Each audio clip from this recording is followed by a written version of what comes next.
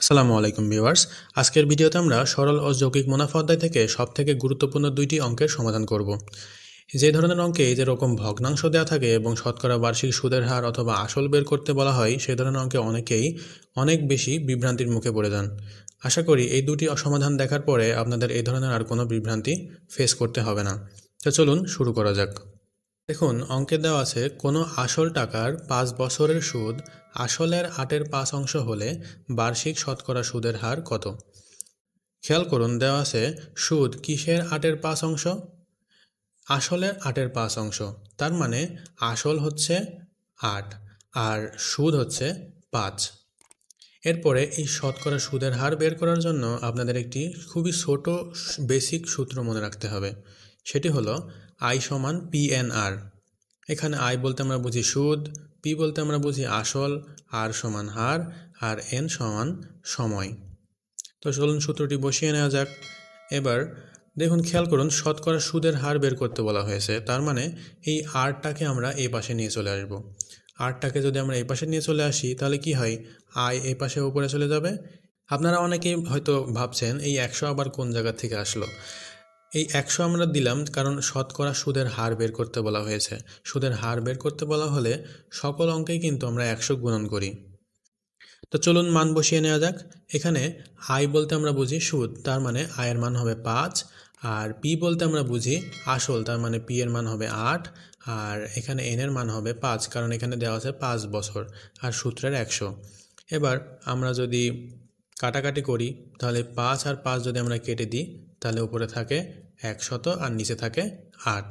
100 আর 8 যদি আমরা ভাগ করি তাহলে উত্তর হয় 12.5%। তাহলে আমাদের সঠিক উত্তর হবে গ নম্বর। এই ধরনের আরও একটি অঙ্ক দেখুন, কিন্তু একটু ট্রিকি। দেখতে একই রকম হলেও একটু ট্রিকি, অনেকেই ভুল করে থাকে। খেয়াল করুন, অঙ্কতে দেওয়া আছে শতকরা বার্ষিক কত হার সুদে 5 বছরের সুদ আসলের 5/1 হবে।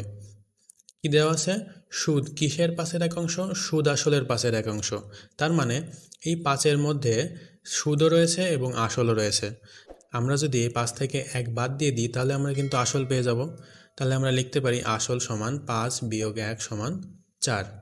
তাহলে সুদ সমান কত, 1, এটা তো দেওয়াই আছে। তাহলে চলুন সূত্রটি ঝটপট বসিয়ে ফেলি। আই সমান PNR, আবার আরটাকে এ পাশে নিয়ে আসবো, আবার এই পাশে আমরা এরকম পাই। এরপরে আমরা আয়ের মান বসিয়ে দেবো 1 এবং পি এর মান 4, এই যে আমরা বের করেছি। আর এন এর মান হচ্ছে 5 বছর, 5 বছর বসিয়ে দিলাম। এবার এই 5-এর সাথে যদি আমরা 100 এর কাটাকাটি করি উপরে হয় 20। আর 20 আর 4 যদি আমরা ভাগ করি তাহলে উত্তর হয় 5%। তাহলে আমাদের সঠিক উত্তর হবে খ নম্বর। এবার আমরা যে অঙ্কের সমাধান করব, এই অঙ্কটি বিভিন্ন চাকরির পরীক্ষায় বারবার এসেছে। এই অঙ্ক সমাধান শুরু করার আগে আপনাদের সবাইকে আমি মন থেকে ধন্যবাদ জানাতে চাই, কারণ খুবই অল্প সময়ের মধ্যে আপনারা আমার চ্যানেলে 100 জন সাবস্ক্রাইবার সম্পন্ন করে দিয়েছেন। আপনি যদি আমার চ্যানেলে নতুন হয়ে থাকেন, ভিডিওটি লাইক করে দিয়ে অবশ্যই চ্যানেলটি সাবস্ক্রাইব করে দিবেন।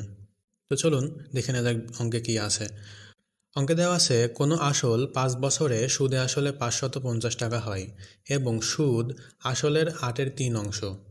আসল ও শতকরা বার্ষিক সুদের হার কত। তো এটি বের করার জন্য আমাদের প্রথমে খেয়াল করতে হবে এই জায়গায়।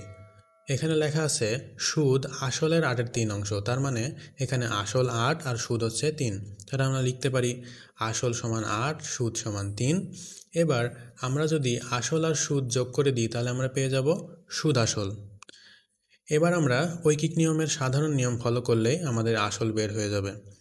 আমরা লিখব সুদ আসল 11 টাকায় আসল হয় 8 টাকা। এই যে 11 টাকা সুদ আসল হলো, এই 11 টাকায় আসল হয় কিন্তু 8 টাকা। এবার আমরা লিখব 1 টাকায় আসল হয় 8, উপরে নিচে 11 টাকা। এরপরে দেখুন এই যে 550 টাকা লেখা আছে, এই 550 টাকায় আসল হয় দিয়ে 8-এর সঙ্গে 550 টাকা আমরা গুণ করে দেব। এবার আমরা 11-এর সাথে যদি 550-এর কাটাকাটি করি তাহলে উপরে পাই 50। আর 50 আর 8 যদি আমরা গুণন করি তাহলে পাই 400 টাকা। এটাই আমাদের কিন্তু আসল কিন্তু আমরা পেয়ে গেলাম। এবার আমাদের বের করতে হবে শতকরা বার্ষিক সুদের হার কত। ইতিমধ্যে আপনারা শিখে ফেলেছেন শতকরা বার্ষিক সুদের হার কীভাবে নির্ণয় করতে হয়। আমরা প্রথমে লিখব আই সমান PNR, এরপরে আরটাকে এই পাশে নিয়ে আসবো এবং ডান পাশে আমরা এটা পাই।